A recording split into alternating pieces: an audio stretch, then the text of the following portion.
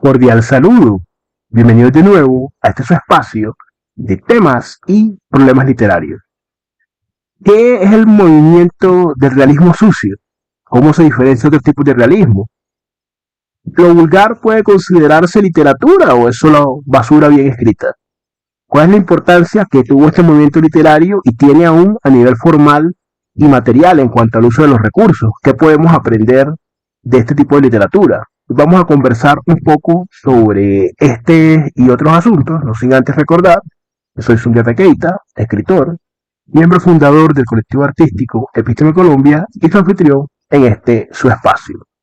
El realismo sucio fue un movimiento literario enmarcado, es decir, en Estados Unidos, espacialmente y cronológicamente entre los años 70 y 80 de manera inicial, porque actualmente también existen representantes en Hispanoamérica.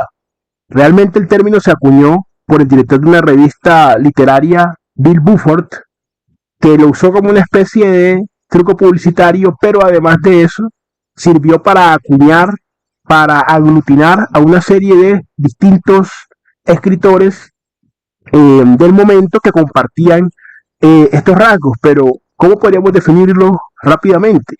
De una manera, por decirlo así, aproximativa.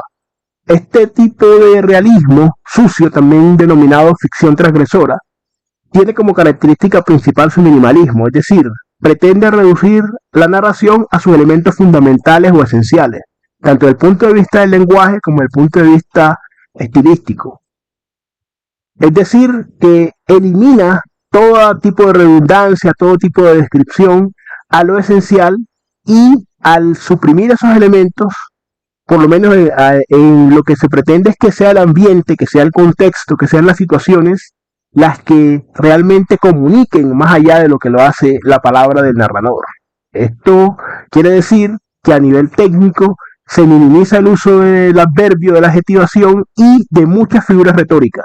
Esa es una característica, es decir, la primera, una tendencia minimalista, perdón, una tendencia que recoge, recopila los elementos fundamentales, una especie de fotograma de lo que quieren ellos llegar a narrar, por un lado. También se recurre mucho a frases cortas, pero, y aquí hay otra característica distintiva, también que pueden ser soeces, pueden ser vulgares. ¿Y esto por qué? Porque no solamente en el lenguaje, sino también los personajes muchas veces son personajes decadentes, antihéroes, personajes que no trascienden, personajes absolutamente cotidianos, envueltos en una serie de situaciones crudas como el alcoholismo, la prostitución, la drogadicción. Es decir, es una característica distintiva con otros tipos de realismo, si bien capta la realidad, también en otro espacio el realismo se ocupa precisamente de esas personas o esas situaciones marginales, ¿cierto? Pero no en una especie de decadentismo glorioso, ¿no? Que se había postulado anteriormente, ¿no? A nivel simbólico y todo lo demás. Acá sencillamente nos encontramos frente al vómito, frente a la botella de whisky, frente al callejón, frente a situaciones realmente de un tipo muy crudo. Entonces puede decirse que es una escuela donde predomina, y sobre todo en el relato breve, ¿no? Que es como su fuerte, aunque también hay novelas de este tipo, sobre todo el caso de Bukowski, por ejemplo, que es uno de los autores principales y más reconocidos, autores anglo, ¿no? Hay otros también, y de pronto eh, igual tienen un reconocimiento, pero digamos lo que, por ejemplo, Bukowski, por lo menos Raymond Carver, Tobias Wolff y otros son como los que tuvieron como ese reconocimiento, ese impulso eh, inicial también dentro de este movimiento. Entonces, esas son sus características distintivas. Entonces, no únicamente muestra la realidad, sino que muestra la realidad, por eso el adjetivo sucio, desde ese prisma, por decirlo así, muy cotidiano, muy marginal. Es una literatura marginal, pero que no pretende ser gloriosa ni pretende de alguna forma exaltar a una categoría heroica a los marginales. Sencillamente cuenta sus historias. Deja que el mismo contexto sea el que hable. Hay un cuento bastante interesante de Bukowski, precisamente, de Charles Bukowski. Se llama La chica más guapa de la ciudad. Vamos a ver algunas características allí, haciendo pues una muy breve sinopsis. Se trata de una relación de pareja que se establece entre un personaje llamado Cass y el protagonista. Cass es una muchacha que viene de un hogar disfuncional, el padre muere de alcoholismo, la madre las abandona, tiene varias hermanas, tiene problemas con las mujeres porque es una mujer muy atractiva, pese a que ella trata de afearse. De hecho hay una escena cuando conoce al protagonista donde ella se atraviesa un alfiler en la nariz y le pregunta todavía, ¿crees que soy bonita?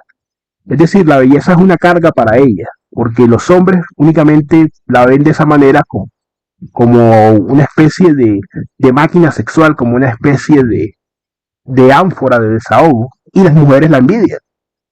De hecho, tiene una cicatriz en la cara causada en un internado donde los familiares, después de que las madres los abandonan, las interna ella a las 5 hermanas y ahí tiene muchas peleas por ese tipo. Y es un personaje, pues, que tiene una condición mental, aunque el autor es muy escueto en eso, muy preciso, porque la sobriedad, la parquedad, la precisión son una característica también de este tipo de escuelas. Por eso las relaciones son tan concisas, pero el principal, digámoslo así, escenario es el bar donde él la encuentra a ella eventualmente y también pues el lugar donde él vive, donde ellos también a veces sostienen relaciones y cómo esa relación no se logra consolidar. Tenía acá unos apartes del texto, por ejemplo, esto lo dice el protagonista después de que ellos se separan. Dejé la ciudad y estuve fuera 6 meses. Anduve vagabundeando. Volví. No había olvidado a Cass ni un momento, pero habíamos tenido algún tipo de discusión y además yo tenía ganas de ponerme en marcha y cuando volví pensé que se habría ido, pero no. Llevaba sentado 30 minutos en el West End cuando ella llegó y se sentó a mi lado. Vaya, cabrón, has vuelto. Hay otra parte donde ella le informa pues que ahora sí se dedica a la prostitución de una manera más directa y tienen un breve diálogo. Tomamos otra copa. ¿Qué andas haciendo? Preguntó. Nada. No soy capaz de apegarme a nada.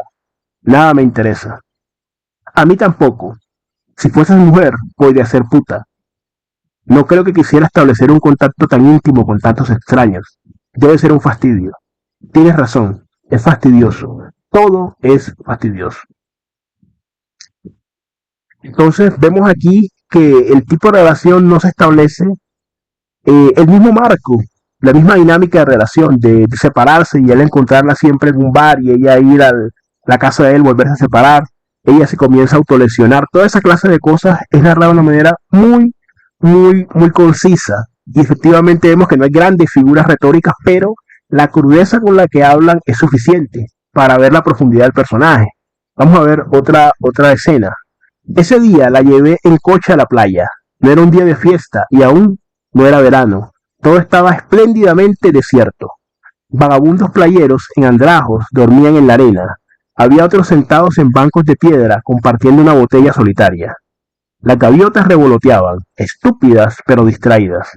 Ancianas de 70 y 80, sentadas en los bancos, discutiendo ventas de fincas dejadas por maridos asesinados mucho tiempo atrás, por la angustia y la estupidez de la supervivencia. Sin embargo, se supone hay un contrapunto porque se supone que es una escena, vamos a decirlo así, romántica, ¿no? De muchas comillas. Después él vuelve a irse, regresa y cuando llega al bar no la encuentra. Entonces acá dice, cuando ya estaba bastante borracho, me dijo el encargado, siento lo de tu amiga. ¿El qué? Pregunté. Lo siento. ¿No lo sabías? No. Suicidio. La enterraron ayer. ¿Enterrada? Pregunté. Parecía como si fuese a aparecer en la puerta de un momento a otro. ¿Cómo podría haber muerto? La enterraron las hermanas. ¿Un suicidio? ¿Cómo fue? Se cortó el cuello. Ya, dame otro trago. Estuve bebiendo allí hasta que cerraron. Cass, la más bella de las 5 hermanas, la chica más guapa de la ciudad. Conseguí conducir hasta casa sin poder dejar de pensar que debería haber insistido en que se quedara conmigo en vez de aceptar aquel no. Todo en ella había indicado que le pasaba algo. Yo, sencillamente, había sido demasiado insensible, demasiado despreocupado. Me merecía mi muerte y la de ella. Era un perro. No. ¿Por qué acusar a los perros? Me levanté, busqué una botella de vino, bebí lúgubremente. Cass, la chica más guapa de la ciudad, muerta a los 20 años. Este es un ejemplo pues bastante elocuente de lo que este tipo de literatura ofrece. Efectivamente, pese a lo crudo de la descripción, inclusive pese al lenguaje suave que se pueda emplear, no deja de ser literario, no deja de conectar con el lector, no deja de describir de una manera profunda las emociones humanas, aún en medio de circunstancias de algún tipo de degradación como el alcoholismo, bueno, de ese tipo de cosas. Ahora, que hay un contraste muy interesante que podemos hacer, se me ocurre para ir cerrando, con el realismo mágico. Por ejemplo, hay un personaje en Cien años de soledad de García Márquez, Remedios la Bella, ¿no? Que también tiene el problema de la belleza, lo mismo que la Cass de Bukowski, de la chica más guapa de la ciudad, pero mientras Remedios la Bella, de alguna forma, al irse deshaciendo de esa belleza, al final termina ascendiendo a los cielos. En cambio, Cass, que primero sabía, como en ese primer acto, se había introducido al final que en la nariz, después había tratado de cortarse el cuello y al final se suicida. Entonces ven que son dos formas muy distintas, realistas, por así, son dos tipos de realismos, pero muy distintos. De todas formas, ¿qué opinión les merece a ustedes este movimiento literario? ¿Lo conocían? ¿Qué otros autores nos podían recomendar? Los invitamos a suscribirse al canal, a compartir el contenido, a comentar lo más importante.